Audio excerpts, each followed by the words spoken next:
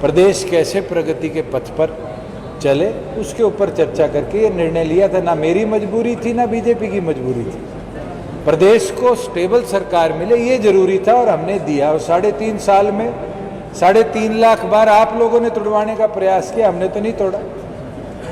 और मैं आज बोल देता हूँ, ना मेरे लिए जरूरी है ना उनके लिए जरूरी है। जिस दिन कोई खटास होगी, मुझे लगता है आप लोगों को पूछने का भी मौका नहीं मिलेगा। मैं एक चीज कह सकता हूँ कि ये सवाल आप लोग बारी बारी पूछते हो क्या मेरे और डॉक्टर साहब में कोई मतभेद है, मेरे और मेयर साहब में कोई मतभेद है।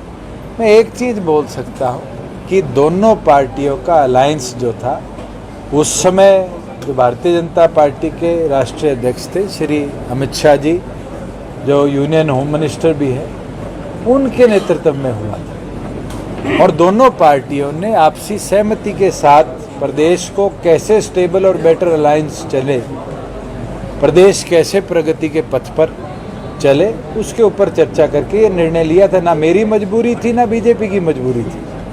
प्रदेश को स्टेबल सरकार मिले ये जरूरी था और हमने दिया। और 3.5 साल में 3.5 लाख बार आप लोगों ने तोड़वाने का प्रयास किया, हमने तो नहीं तोड़ा।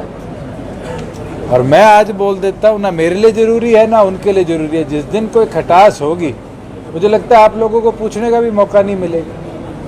हम प्रदेश को स्टेबिलिटी दे रहे हैं, इसलिए प्रदेश के अंदर आज नई परियोजनाओं के शुभारंभ भी हो रहे हैं और गति भी इन चीज़ों में मिल रही है।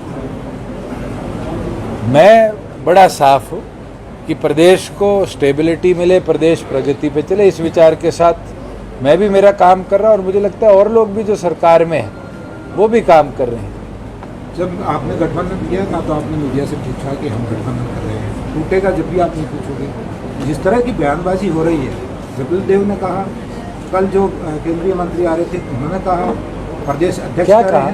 मैं तो आपसे पूछ लेता हूँ, क्या कहा? उन्होंने कहा कि हमारी तो कोई मजबूरी नहीं थी, जेजेपी की मजबूरी थी। तो मैं तो इतना कह सकता हूँ कि किसी की मजबूरी थी नहीं थी, उस पर मैं क्या टिप्पणी करूँ। प्रदेश के लिए जरूरी था, हमने किया। ना मेरी मजबूरी थी ना उनकी थी, मैं तो स्पष्ट कह रहा हूँ।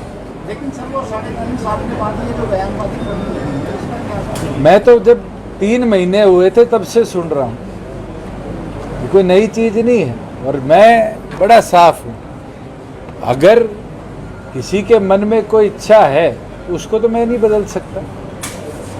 अब जनता ये जानना चाहती है, इकट्ठी चुनाव लड़ोगे या अलग अलग? तो बैठ के दोनों पार्टियों का नेतृत्व तय करेगा और मुझे लगता है दोनों पार्टियों की इच्छा तो यही है कि मिलके चले। अब वो बदल जाए किसी समय पे, उसको कैसे आज अनाउंस किया जाए, कैसे तय किया जाए, मुझे नहीं लगता कि ये वायबल भी है।